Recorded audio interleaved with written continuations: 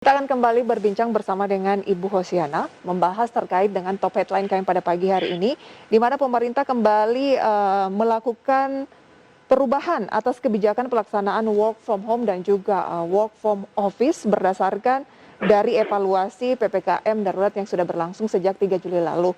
Nah, Ibu, terkait dengan PPKM darurat yang memang banyak berdampak terhadap sektor yang esensial dan juga yang kritikal, sejauh ini respon dari market seperti apa?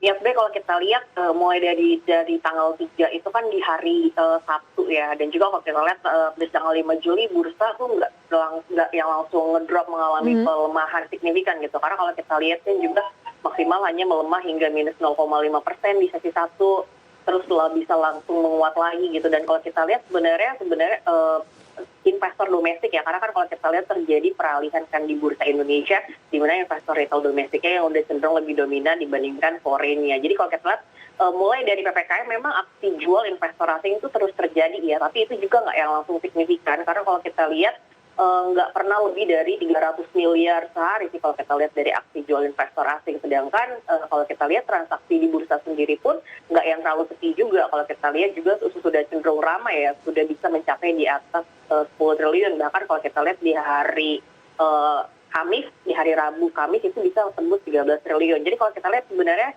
PPKM Mikro ini tidak terlalu yang direspon negatif oleh pasar, dan juga kalau kita lihat sebenarnya ini sudah masuk ke tahap untuk menanti window dressing ya. Jadi kalau kita lihat di mana ini sudah di bulan Juli, harusnya memang arah dari IHSG sendiri sudah berpotensi naik. Jadi sebenarnya investor pun untuk domestik dan retail sebenarnya sudah momentum yang tepat ya untuk mulai perlahan akumulasi beli. Gitu. Perlahan melakukan pembelian, tetapi tentunya PPKM darurat yang berlangsung saat ini yang mungkin agak menghambat ya kinerja dari sejumlah perusahaan dengan adanya aturan-aturan yang lebih diperketat lagi.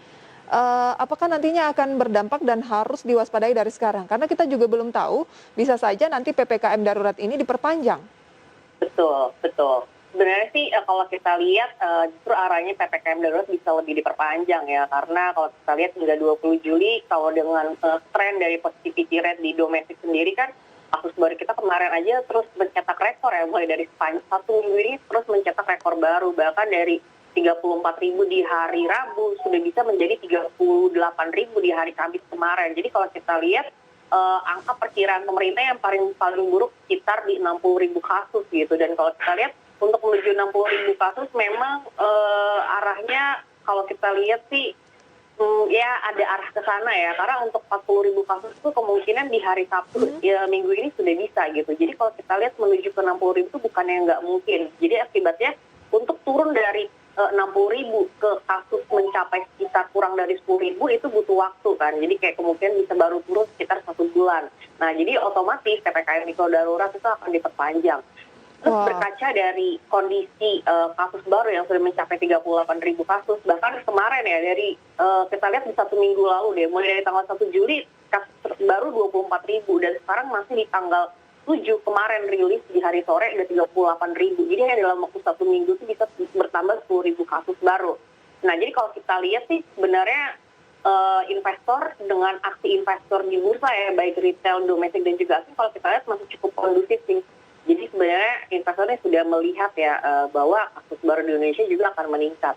Oke. Gitu, tapi tidak terlalu panik ya. 7 menit sebelum pembukaan perdagangan, apa rekomendasi untuk pemirsa di rumah? Sebenarnya masih tetap ke saham-saham yang defensif blue chip ya, karena kalau kita lihat seperti saham perbankan, sekalipun dia jatuh signifikan, misalnya kita nggak mau ini terjadi sih, tapi kalau kita lihat untuk saham-saham blue chip seperti big banks itu sebenarnya termasuk kategori yang defensif. Dan juga kalau kita lihat ini udah pas nih momentumnya di kuartal 3 dan juga kuartal 4, di mana ini adalah momentum untuk window dressing buat saham-saham blue chip. Jadi kalau kita lihat sih amannya memang masih balik lagi ke sektor defensif. Yang defensif ya, contohnya apa Ibu Hosiana? Oke, seperti saham perbankan ada BRI, BBRI, BBNI, BBCA yang kalau kita lihat udah terkoreksi cukup dalam juga nih kalau kita lihat di sepanjang 1 bulan ini, di bulan Juni ini. Jadi ini sudah mendekati masing-masing supportnya mereka dengan potensi upside yang kalau kita lihat sangat cukup lumayan gitu, bisa mencapai kurang lebih dari 10%. Oke, jadi masih lebih ke perbankan tapi yang blue chips ya? karena Iya, dinilai lebih defensif dibandingkan dengan perbankan mungkin yang ada kaitannya dengan digital yang sangat volatile. sangat volatile betul. Oke.